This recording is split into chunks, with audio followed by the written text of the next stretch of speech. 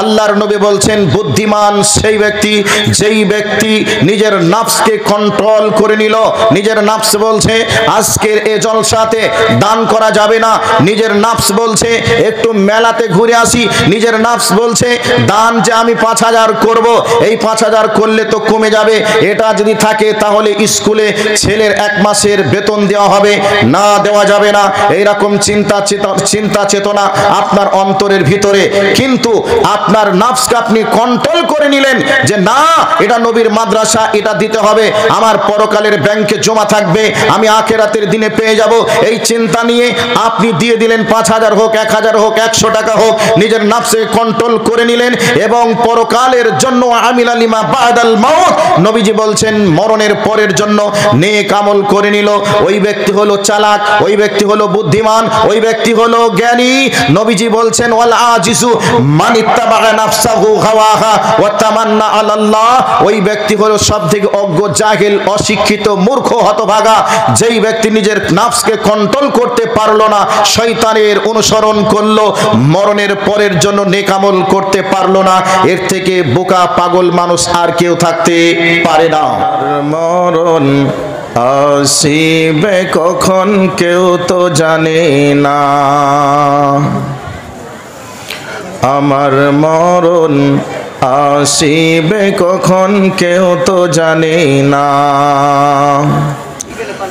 আমি চলে গেলে তোমরা আমায় ভুইলা যাইও না, আমার মরণ আসিবে কখন কেউ তো জানে না। এই দুনিয়া চিরজীবন থাকার জায়গা না, অন্ধকার কবর যে আমার আসল ঠিকানা। সবাই রেখে চইলা যাবে, সঙ্গী হবে না, আমার মরণ আসিবে কখন কেউ তো জানে না, আমার মরণ আসিবে কখন কেউ তো জানে না। কবর মাঝে মা বাবাকে দেখা যাবে না, দেখব যাকে তিনি হলেন শাহে মদিনা। তোমার আমার কে আপন একটু ভাবনা, যিনি আপন তিনি কাঁদেন সোনার মদিনা।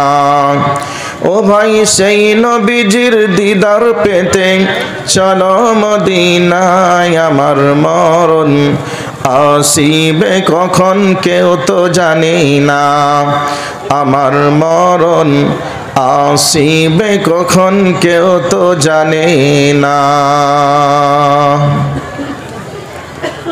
উপস্থিত চলমান সভার নির্বাচিত সুযোগ্য সভাপতি সাহেব,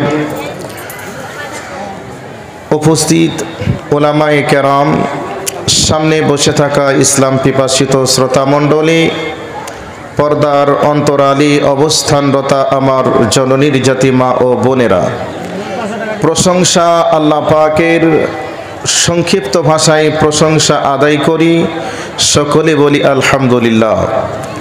তার পরে পরে শান্তি বর্ষিত হোক মহাবিশ্বের মহামানব আশরাফুল আম্বিয়া মেহবুবে কিবরিয়া নবী মুহাম্মদুর রাসূলুল্লাহ সাল্লাল্লাহু আলাইহি ওয়াসাল্লামের উপর আল্লাহুম্মা আমিন, আল্লাহুম্মা সাল্লি আলাইহি, আল্লাহুম্মা বারিক আলাইহি।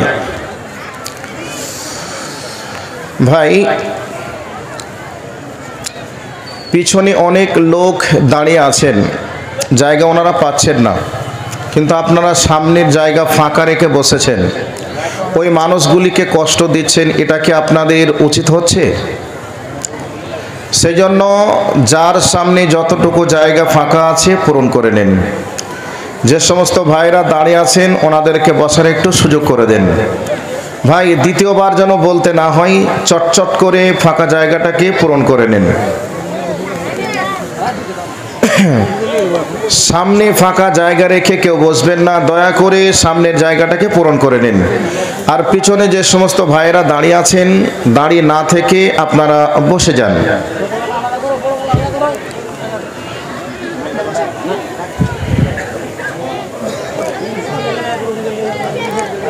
এবারে আমার কথা শুরু করছি। ভাই,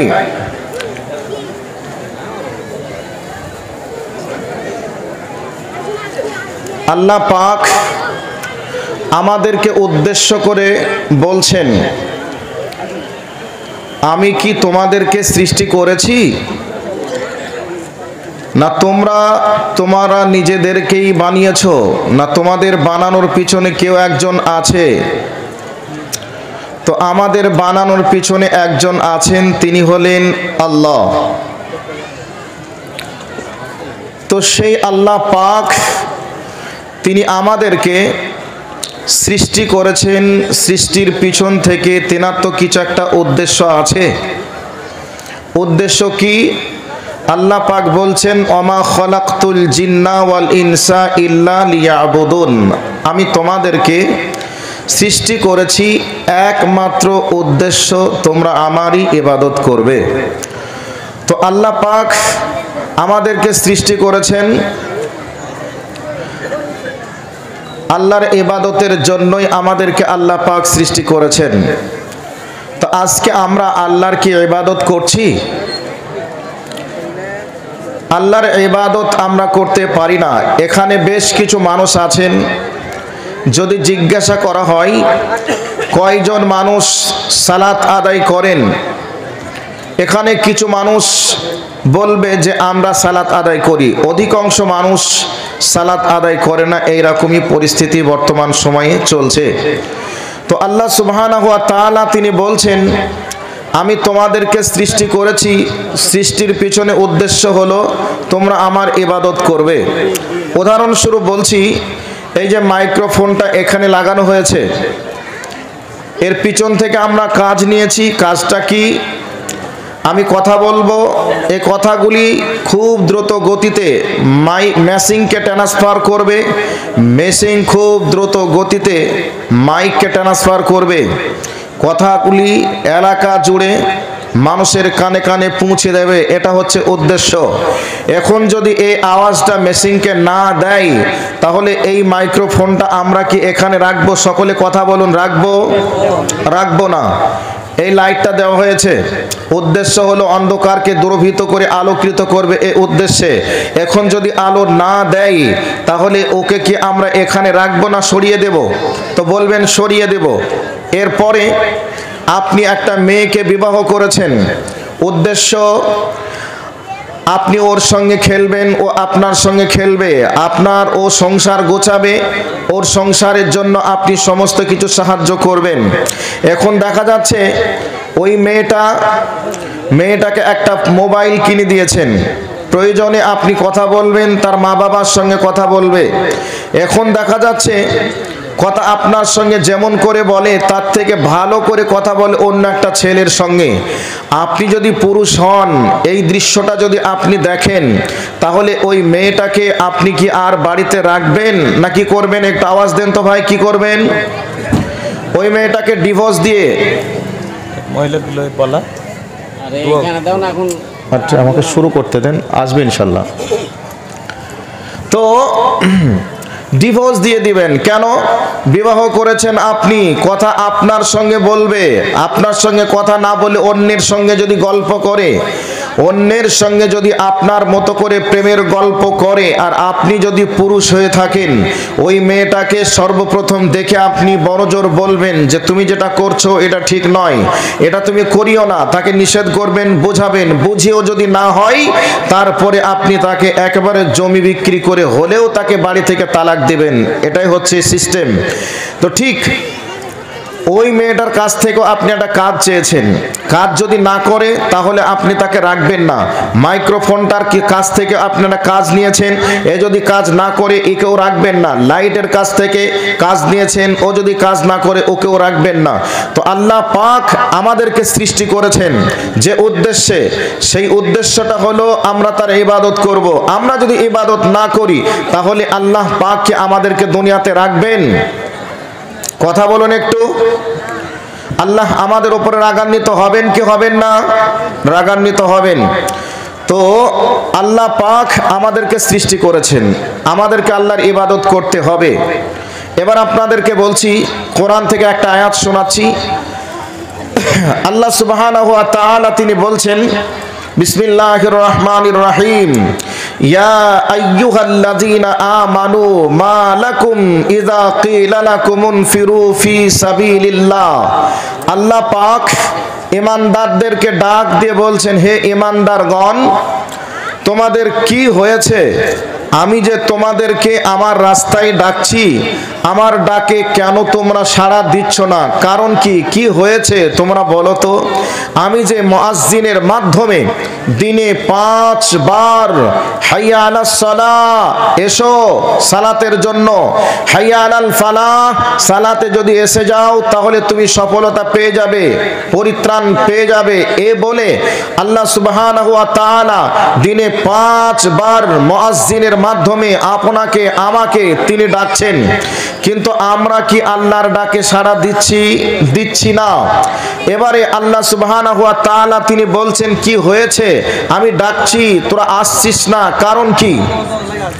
যেমনি ভাবে আমরা ডাক্তারের কাছে যাই, ডাক্তার জিজ্ঞাসা করে কি হয়েছে, ডাক্তারকে বলবেন আমার এই এই এই এই হয়েছে, ডাক্তার তখনই বলবে আচ্ছা ঠিক আছে আমি বুঝতে পেরেছি কি কি হয়েছে।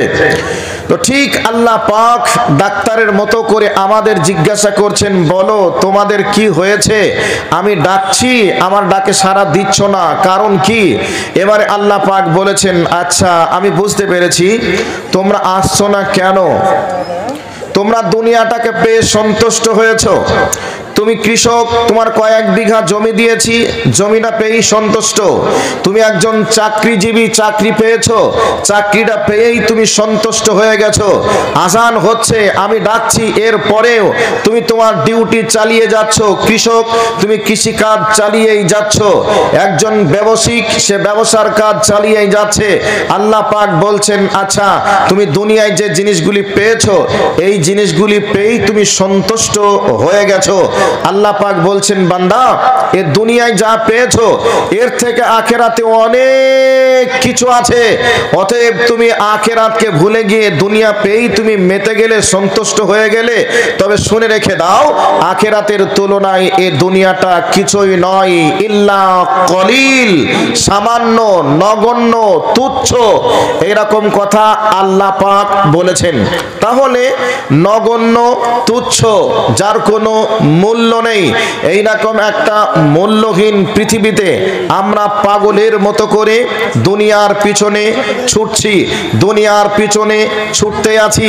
যে যে রকমের মানুষ, যে যে মানের কাজের কর্মের সঙ্গে যুক্ত আছে, সে সেই কর্ম থেকে দুনিয়ার শেষ সীমাকে অতিক্রম করতে চাই, দুনিয়ার শেষ সীমাকে গ্রহণ করতে চাই।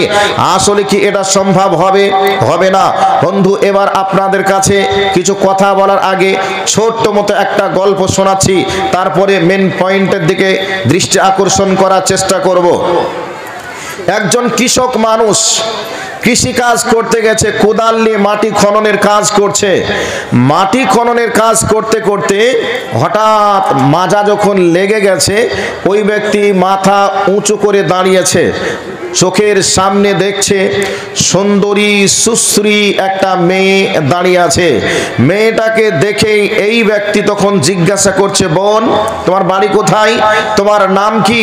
মেয়েটা তখন বলছে, ভাইয়া আমার বাড়ি নেই, আমার মা বাবাও নেই, তুমি কি আমাকে বিবাহ করে বউ হিসাবে বাড়ি নিয়ে যেতে পারবে? যুবক তখন বলছে, কেন পারবো না, অবশ্যই পারবো, তোমার মতো এত সুন্দরী মেয়ে, কাজেই চলো কাজীর কাছে যাই, বিবাহ করি। কাজীর কাছে গেল। কাজী তখন দেখলো এত সুন্দরী মেয়ে তো কৃষকের সঙ্গে মানাবে না, কাজে আমি হলাম কাজী, আমার সঙ্গে বিবাহটা হওয়ার মতো উপযুক্ত ক্যান্ডিডেট, অবশ্যই বিবাহটা আমি করব। এখন পাত্রী একটা, পাত্র দুটো, ঝগড়া লাগলো, বিচারকের কাছে মীমাংসার জন্য গেল। বিচারক তখন বলছে, এত সুন্দর মেয়ে, তোদের দুইজনের সঙ্গে কারোর সঙ্গে বিবাহ চলবে না, আমি বিচারক, আমি বিবাহ করব। তাহলে পাত্রী হলো একটা, পাত্র হলো 3টা। এবারে মেয়েটা তখন বলছে, তোমরা তোমাদের মাঝে তিনজনে ঝগড়া যেহেতু করছো, আমি তো একজন পাত্রী, তিনটা পাত্র, এখন আমি কাকে বিবাহ করব? কাজে আমার সিদ্ধান্তটা আমি জানিয়ে দিচ্ছি, আমি সামনের দিকে আগাবো, আমি দৌড়াতে শুরু করব, আমাকে যে দৌড়িয়ে ধরতে পারবে আমি তার সঙ্গে বিবাহ করব, আর আমি যদি কেউ আমাকে ধরতে না পারে আমি তাকে বিবাহ করব না। তিনজন মেয়েটার পিছন পিছন ছুটতে লাগলো। কিছু দূর পরে যাওয়ার পরে বিচারক ক্লান্ত হয়ে গেল, দাঁড়িয়ে গেল। এরপর বিচারক কাজী ছুটতে লাগলো, কাজীও কিছু দূর যাওয়ার পরে ক্লান্ত হয়ে দাঁড়িয়ে গেল। এরপর কৃষক ছুটতে ছুটতে ও হাঁপিয়ে ক্লান্ত হয়ে দাঁড়িয়ে গেল। এখন মেয়েটাকে কৃষক বলছে, বোন এখন তো আর কেউ নেই, ওরা দুইজন তো আগেই হাল ছেড়ে দিয়েছে, ক্লান্ত হয়ে গেছে, আমি আছি কেবলমাত্র, কাজেই তুমি বিবাহটা আমাকে করো। মেয়েটা তখন বলছে, ভাইয়া আমাকে যতক্ষণ তাড়িয়ে ধরতে না পারবে ততক্ষণ আমি বিবাহ করতে পারবো না, অতএব আমি বিবাহ করবো না, তুমি আমাকে ধরো আগে তারপরে। তখন ছেলেটা, তখন কৃষক হতাশ হয়ে বলছে, বোন তুমি বলো তো তোমার আসল পরিচয়টা কি, তুমি বলো, তুমি এত প্যাঁচ লাগিয়ে কথা কেন বলছো, তুমি বলো আসল ব্যাপারটা কি। তখন মেয়েটা বলছে, ভাইয়া আমি দুনিয়ার কোনো মেয়ে নয়,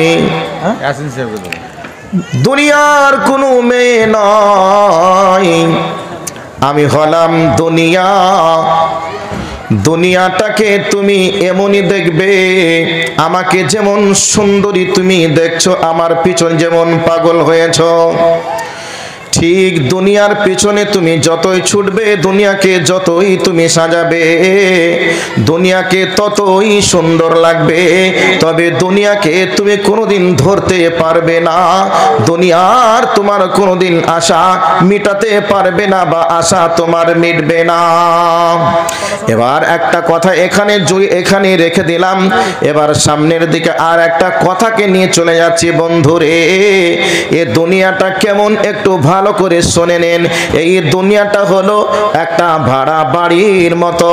আপনাদের সামনে যে মার্কেট রয়েছে, এই মার্কেটে আপনি একটা ঘর ভাড়া নিলেন, আর এই ঘরটাকে 10 বছরের জন্য এগ্রিমেন্ট করলেন।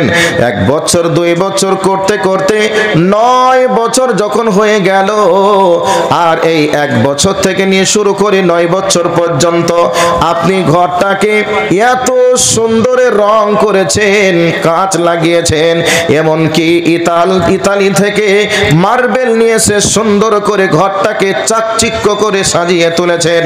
এবার 9 বছর যেদিন কমপ্লিট হয়ে গেল, ঘরের মালিক তখন ভাড়াওয়ালাকে বলছে, ভাই তোমার ঘর 9 বছর অতিক্রম করতে চলেছে, আর মাত্র 1 বছর সময় আছে, 1 বছরের মধ্যে তোমাকে অন্য কোথাও ঘর দেখে নিতে হবে, এই ঘর তোমাকে ছেড়ে দিতে হবে।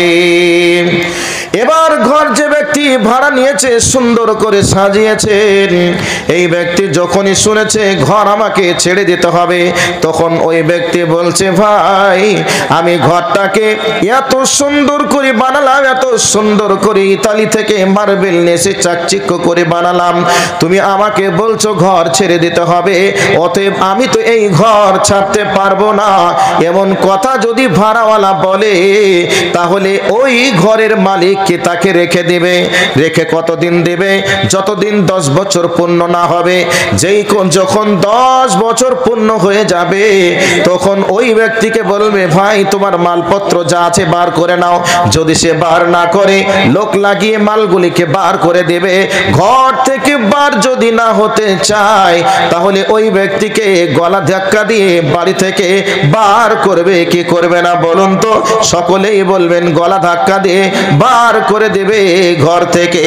বন্ধুরে, আমি আর আপনি এই দুনিয়াতে এসেছি, আল্লাহর সঙ্গে আমার আর আপনার একটা এগ্রিমেন্ট আছে। এই এগ্রিমেন্ট ক বছরের রয়েছে এটা আমি আপনি কেউ জানি না, কিন্তু মহান প্রভু মাবুদ আল্লাহ রব্বুল আলামিন জানেন আপনি আর আমি দুনিয়াতে কতদিন থাকব। তবে যেদিন শেষ হয়ে যাবে, সেই দিন আমাকে আপনাকে যখন ডাক দেবে, এ পৃথিবী ছেড়ে দিয়ে চলে যেতে হবে। যত কোটি টাকার মালিক আপনি হন না কেন, যত সুন্দর ব্যবসা করেন না কেন, যতই সুন্দর ঘর বাড়ি বানান না কেন, যেই দিন আল্লাহ রব্বুল আলামিন ডাক দিবেন, সেই দিন আমাকে আপনাকে এই ঘর বাড়ি দুনিয়া ছেড়ে আমাকে আপনাকে চলে যেতে হবে আল্লাহর কাছে। এই জন্যে বলছিলাম এই দুনিয়াটা এমন একটি জায়গা, অস্থায়ী জায়গাতে আমি আর আপনি অবস্থান করছি। যেদিন আল্লাহ রব্বুল আলামিন ডাক দিবেন, সেই দিন আমাকে আর আপনাকে চলে যেতে হবে না ফিরার দেশে, চলে যেতে হবে। আল্লাহ যখনই ডাক দিবেন তখনই আমাকে আর আপনাকে চলে যেতে হবে। যদি আপনি মনে করেন আমি থাকবো, এ চিন্তা ভাবনা আপনি যদি করেন, ঘর মালিক যেমন গলা ধাক্কা দিয়ে বার করলো, বার করবে, ঠিক তেমনি ভাবে আল্লাহ রব্বুল আলামিন যখন ডাক দিবেন, আপনি যদি বলেন আমি যাব না, কিন্তু কিছু করার নেই, যেতেই হবে। এইরকম একটি জায়গাতে আমি আর আপনি অবস্থান করছি। এবার শুনুন এই দুনিয়াটা কেমন। আল্লাহর নবী বলছেন, কোন একজন আল্লাহর নবী কিছু সাহাবীকে নিয়ে রাস্তা দিয়ে হাঁটছেন। যেতে যেতে রাস্তার মাঝে দেখলেন একটা ছাগলের বাচ্চা মরে পড়ে আছে। ছাগলের চামড়াটা আবার ছিঁড়া ফাটা। আল্লাহর নবী সাহাবীদেরকে বললেন, ও সাহাবীরা, তোমরা এই ছাগলের বাচ্চাটাকে 1 দিরহাম অথবা 2 দিরহামের বিনিময়ে কেউ কি তোমরা ক্রয় করবে? সাহাবীরা বললেন, জি না, 1-2 দিরহামের বিনিময়ে হলেও এই ছাগলটাকে কিনবো না। কেন কিনবে না? ছাগলটা হলো মৃত, এর মাংস খাওয়া যাবে না, আর ছাগলের চামড়াটা কোনো কাজে লাগবে না। ছাগলের চামড়াটা হলো ছিঁড়া ফাটা, এই জন্য এই ছাগলের চামড়াটা 1 দিরহামের বিনিময়েও আমরা কিনব না। পানির বোতলটা একটু কিন্তু। এবার নবীজি বলছেন, ওগো আমার সাহাবীরা, তোমাদের কাছে যেমনি ভাবে এই ছাগলের বাচ্চাটা মূল্যহীন যেমন দাম নেয়, ঠিক তেমনি ভাবে আল্লাহর কাছে এই পৃথিবীটার দাম নেই, পৃথিবীটা মূল্যহীন। তাহলে এই পৃথিবীটার দাম নেই, এটা রাসূল বলে দিলেন। এবার এখানে আর একটা হাদিস যোগ করে দিয়ে এবার জায়গাতে চলে যাব। বিশ্বনবী জনাবে মুহাম্মদুর রাসূলুল্লাহ সাল্লাল্লাহু আলাইহি ওয়াসাল্লাম বলছেন, কোন একজন ব্যক্তি মরুভূমির ভিতর দিয়ে হাঁটছে, মরুভূমির ভিতর দিয়ে ভ্রমণ করছে। ভ্রমণের ভিতর দিয়ে হাঁটতে হাঁটতে সুন্দর একটি ছায়াদার আরামদায়ক গাছের ছায়া পেল। প্রতীক ওই গাছের তলায় কতক্ষণ থাকবে? যতক্ষণ তার ক্লান্ত না কাটবে। যখনই তার ক্লান্ত কেটে যাবে, তখনই ওই গাছের ছায়া ত্যাগ করে নিজের গন্তব্য স্থলের দিকে যাত্রা করবে। ঠিক তেমনি ভাবে আমি আর আপনি আল্লাহ রব্বুল আলামিনের কাছ থেকে এসেছি। আমরা দুনিয়ায় আসার আগে ছিলাম আমরা আলামে আরওয়া জান্নাতুল ফিরদাউসের ভিতরে। ওই আলামে আরওয়ার ভিতর থেকে আমরা এসেছি মায়ের পেটে, মায়ের পেট থেকে আমরা এসেছি দুনিয়াতে। এই দুনিয়াতে কিছু দিনের জন্য থাকব, এই দুনিয়া ছেড়ে আমরা চলে যাব কবরে, আবার কবর থেকে উঠে আমরা চলে যাব হাসরের ময়দানে। তবে বন্ধুরে, আমরা এসেছি আল্লাহর কাছ থেকে, আমরা চলে যাব আবার আল্লাহর কাছে। তবে এই দুনিয়াতে ততদিন আমরা থাকব যতদিন আল্লাহ পাক আমাদেরকে দুনিয়াতে রাখবেন। এবার আপনাদেরকে বলে দিই, এবার আমরা আখিরাতের দিকে হয়তো বা যেতে চাই না, যাব না। কিন্তু আপনি যদি বলেন আখিরাতের দিকে যাব না, যেতে চাইব না, এ কথা আপনি যদি বলেন, তবে এটা পাগলের মতো কথা হবে। এবার নবীজি বলছেন, আর দুনিয়া মুদবিরাতুন, নবীজি বলছেন দুনিয়াটা হলো পৃষ্ঠ প্রদর্শনকারী স্থানের ন্যায়। একটা মানুষ সামনের দিকে হাঁটছে আর আপনি তার পেছন দিক দিয়ে হাঁটছেন, তবে ওই ব্যক্তির কোন দিকটা দেখতে পাবেন? পিছন দিকটা দেখতে পাবেন। আপনি যত হাঁটবেন ও ব্যক্তিও তত হাঁটবে। বন্ধুরে, আর একটা মানুষ ওই দিক থেকে এদিকে হেঁটে আসছে, আর একটা মানুষ এই দিক দিয়ে হেঁটে ওই দিকে যাচ্ছে, তবে ওই ব্যক্তির কোন দিকটা দেখতে পাবে? ওই ব্যক্তির মুখ দিকটা দেখতে পাবে, আপনারও মুখ দিকটা দেখতে পাবে। ঠিক তেমনি ভাবে দুনিয়ার পিছনে আপনি যত ছুটবেন, দুনিয়াকে যতই ধরতে চাইবেন, কিন্তু দুনিয়া আপনাকে মুখ ফিরিয়ে পালিয়ে যাবে। আর আখিরাতের দিকে আপনি যেতে না চাইলেও আখিরাত আপনার কাছে আগিয়ে আগিয়ে চলে আসবে। এবার বলবেন কেমন করে? এবার আপনাকে বলে দেই, যেই দিন আমি আর আপনি মায়ের পেট থেকে এই দুনিয়ার বুকে এসেছি, সেই দিন আমি আর আপনি কতদিন এই দুনিয়ার মাঝে থাকব? আল্লাহ রাব্বুল আলামিন সেটাকে নির্দিষ্ট করে দিয়েছেন। যেদিনই এসেছি সেই দিন থেকে আপনি আর আমি ওই কবরের দিকে বা আখিরাতের দিকে আমি আর আপনি দিন রাত হাঁটছি। এই হাঁটতে হাঁটতে হাঁটতে হাঁটতে চলতে চলতে চলতে চলতে এমন একটি সময় চলে আসবে, সেই দিন আপনি আর আমি এই দুনিয়া থেকে বিদায় নেব। এবার একটা এখানে বলে দিলাম, এবার ভালো করে শুনে নেন, ভালো করে শুনে নেন। এখান থেকে আপনাদের সামনে যে মার্কেট রয়েছে, এই মার্কেটটা এখান থেকে হতে পারে 10 কিলোমিটার রাস্তা। আপনি এখান থেকে হাঁটবেন বা এখান থেকে মোটরসাইকেল স্টার্ট করবেন, মোটরসাইকেল 1 কিলোমিটার যাবে, মোটরসাইকেলে কিলোমিটার লেখা উঠবে 1। আর আপনি যখন ওই দিক থেকে হাঁটতে হাঁটতে বা মোটরসাইকেলে যেতে যেতে মাইলস মিটার যেগুলি রাস্তাতে লেখা থাকবে, ওইগুলি দেখবেন লেখা উঠবে 9 কিলোমিটার। এদিকে লেখা উঠছে 9 কিলোমিটার আর মোটরসাইকেলে লেখা উঠছে 1 কিলোমিটার। এই করতে করতে যখনই আপনি মার্কেটে পৌঁছে যাবেন, আপনার মোটরসাইকেল বলবে 10 কিলোমিটার হয়েছে, আর মাইলস মিটারে লেখা উঠবে 0 কিলোমিটার, মানে গন্তব্য স্থলে পৌঁছে গেছে। ঠিক তেমনি ভাবে আল্লাহ রাব্বুল আলামিন আমাকে আপনাকে যে বয়সটা দান করেছেন, ওই বয়সটা আমরা এবার হিসাব করে নেই। উদাহরণস্বরূপ বলছি, একটা মানুষের জন্য 60 বছর দিয়েছে, এবার এখন থেকে গুনতে শুরু করলো বয়স ক বছর হলো? বলবে বয়স আমার 55 হলো। এবার ওই দিক থেকে যদি হিসাব করা হয়, আর 55 থেকে 60 হতে কয় বছর আছে? বলবে আর 5 বছর আছে। তাহলে ওই দিক থেকে এবার 5 বছর কমে এদিকে 56 হবে, ওই দিকে থাকবে 4, এদিকে 57 হবে, এদিকে বাড়ছে ওদিকে কমছে। যখনই 59 হয়ে যাবে আর মাত্র থাকবে 1 বছর, যখনই 60 হয়ে যাবে তখন জমিনে বডিটা পড়ে যাবে। এর জন্য নবীজি বলছেন দুনিয়াটা হলো পৃষ্ঠ প্রদর্শনকারী স্থানের ন্যায়, আর আখিরাতটা হচ্ছে সম্মুখে অগ্রসর হওয়ার স্থানের ন্যায়। আপনি আখিরাতের দিকে যেতে চাইবেন না, কিন্তু আখিরাতের দিকে আপনাকে যেতে বাধ্য হতে হবে। এদিক থেকে বয়স গুনছেন 60 বছর হলো, আর ওই দিক থেকে বয়স গুনে চলে আসলো, আর বয়স নেই, শেষ হয়ে গেল।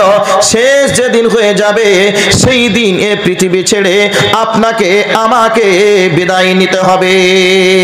এই জন্য একজন কবি তিনি দুঃখ করে বলছেন, ও দুনিয়াবাসী শুনে রেখে দে, এই দুনিয়ার পিছনে তোরা পাগল হোস না রে, দুনিয়ার পিছনে তোরা ছুটিস না। কেন ছুটিস না, কেন ছুটবে না? তিনি একটা সুন্দর করে উদাহরণ দিয়ে বুঝিয়েছেন। তিনি বলছেন তাল্লাকি দুনিয়া সালাসাতান ওয়া আতলুবান জাওজান সাওয়াহা ওয়া ইন্নাহা জাওজাতুস সুইলা উবালি মান আতাহা। ওই আরবি কবি বলছেন, হে দুনিয়াবাসী, এই দুনিয়া দুনিয়াকে তোমরা তালাকে মুগাল্লাজা করে দাও, 3 তালাক দিয়ে দাও। যেমনি ভাবে 3 তালাক হয়ে গেলে বৈধ স্ত্রী অবৈধ হয়ে যায়, ঠিক বৈধ দুনিয়াকে তোমরা অবৈধ করে দাও। কারণ হলো, শুনে নাও, এই দুনিয়াটাকে একটা ব্যভিচারিণী মেয়ের সঙ্গে তুলনা করেছে। একটা ব্যভিচারিণী মেয়ে ব্যভিচার করে অর্থ উপার্জন করে জীবিকা নির্বাহ করে, ওই মেয়েটা যখন ব্যভিচার করার জায়গাতে পৌঁছে যায়, তখন তার কাছে যে যায় তার সঙ্গে ব্যভিচারী লিপ্ত হয়। সে বলবে না এটা মাস্টার, এটা মৌলানা, এটা হাজি, এটা গাজী, এর সঙ্গে ব্যভিচার করব না, বরং তার কাছে যে যাবে তার সঙ্গে ব্যভিচারী লিপ্ত হয়ে পয়সা উপার্জন করে জীবিকা নির্বাহ করবে। তার জন্য কবি বলছেন, এই দুনিয়াটা হলো ব্যভিচারিণী মেয়ের মতো রে। কারণ ব্যভিচারিণী মেয়ে কাউকে যাচাই বাছাই করে না, কাউকে ছাড়ও দেয় না। ঠিক এই দুনিয়াতে নবী জন্মগ্রহণ করেছিল, এই দুনিয়াতে সাহাবায়ে কেরাম জন্মগ্রহণ করেছিল, এই পৃথিবীর মাটিতে কত দামি দামি মানুষ জন্মগ্রহণ করেছিল।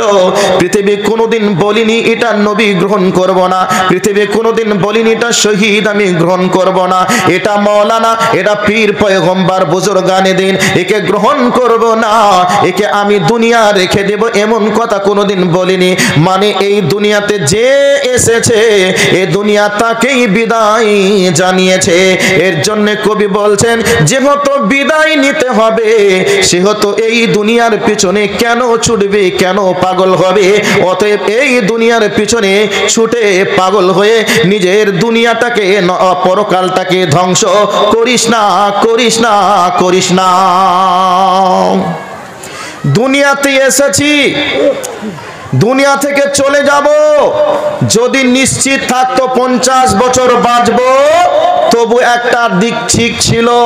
কিন্তু আমি আর আপনি কেউই জানি না যেদিন দুনিয়াতে এসেছিলাম, দুনিয়ায় জন্মগ্রহণ করার 9 মাস 10 মাস আগে আত্মীয় স্বজন পরিবারের মানুষ পাড়া প্রতিবেশী জেনে গিয়েছিল যে আসবে, নতুন একটা মেহমানের আগমন হবে।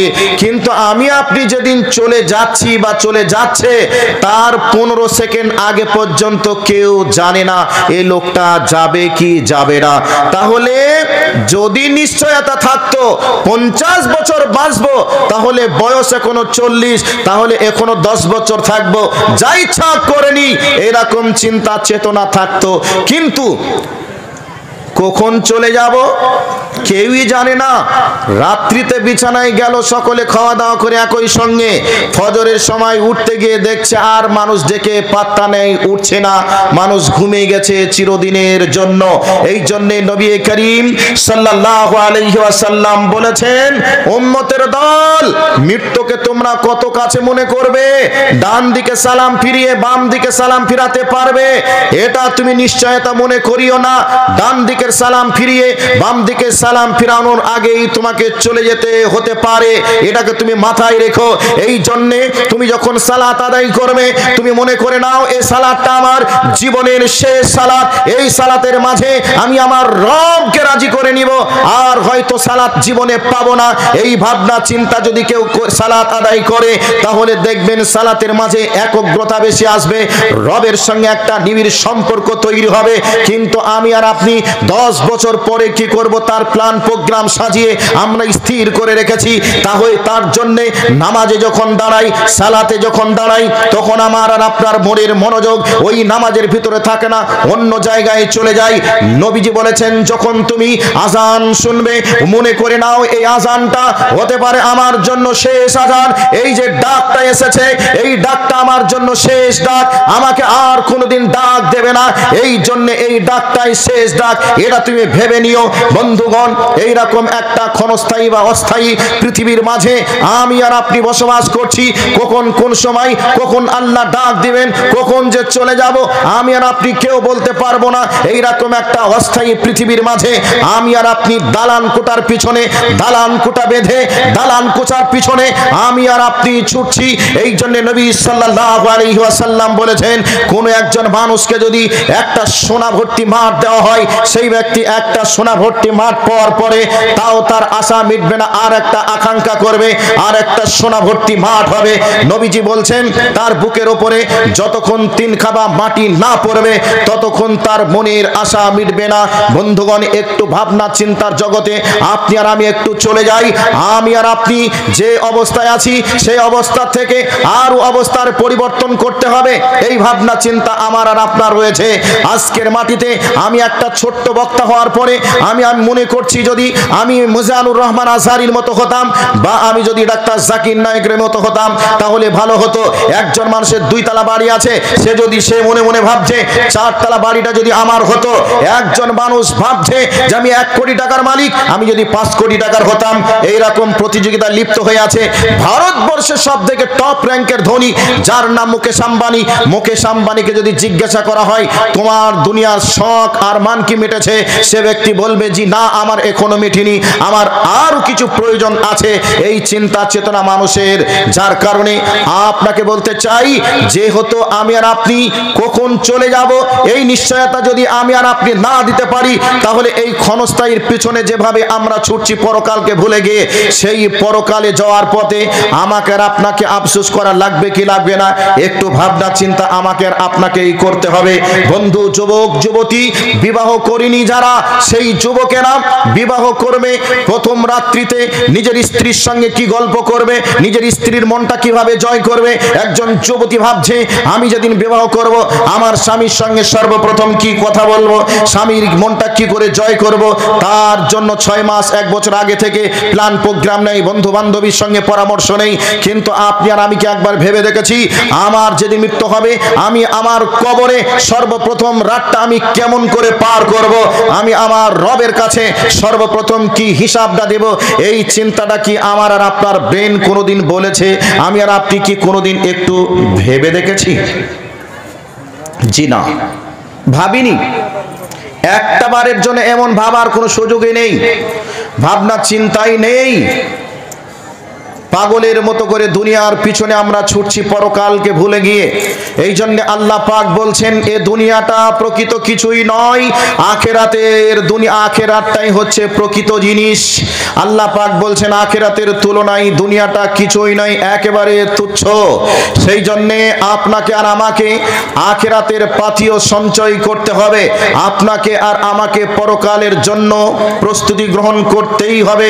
এই জন্য নবী সাল্লাল্লাহু আলাইহি ওয়াসাল্লাম তিনি বলছেন বুদ্ধিমান সেই যেই ব্যক্তি আল কাইয়িসু মান দানা নাফসাহু ওয়া আমিলা লিমা বাদাল মাউত। আল্লাহর নবী বলছেন বুদ্ধিমান সেই ব্যক্তি যেই ব্যক্তি নিজের নফসকে কন্ট্রোল করে নিল। নিজের নফস বলছে আজকের এই জলসাতে দান করা যাবে না, নিজের নফস বলছে একটু মেলাতে ঘুরে আসি, নিজের নফস বলছে দান যে আমি 5000 করব, এই 5000 করলে তো কমে যাবে, এটা যদি থাকে তাহলে স্কুলে ছেলের 1 মাসের বেতন দেওয়া হবে, না দেওয়া যাবে না। এইরকম চিন্তা চেতনা আপনার অন্তরের ভিতরে, কিন্তু আপনার নফসকে আপনি কন্ট্রোল করে নিলেন যে না এটা নবীর মাদ্রাসা, এটা দিতে হবে, আমার পরকালের ব্যাংকে জমা থাকবে, আমি আখেরাতের দিনে পেয়ে যাব।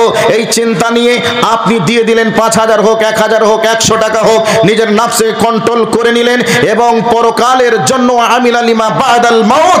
নবীজি বলছেন মরণের পরের জন্য নেক আমল করে নিল, ওই ব্যক্তি হলো চালাক, ওই ব্যক্তি হলো বুদ্ধিমান, ওই ব্যক্তি হলো জ্ঞানী। নবীজি বলছেন ওয়াল আজিজু মান ইত্তাবা নাফসাহু হাওয়াহা ওয়া তামান্না আলাল্লাহ। ওই ব্যক্তি হলো সবথেকে অজ্ঞ, জাহেল, অশিক্ষিত, মূর্খ, হতভাগা, যেই ব্যক্তি নিজের নফসকে কন্ট্রোল করতে পারলো না, শয়তানের অনুসরণ করলো, মরণের পরের জন্য নেক আমল করতে পারলো না। এর থেকে বোকা পাগল মানুষ আর কেউ থাকতে পারে না।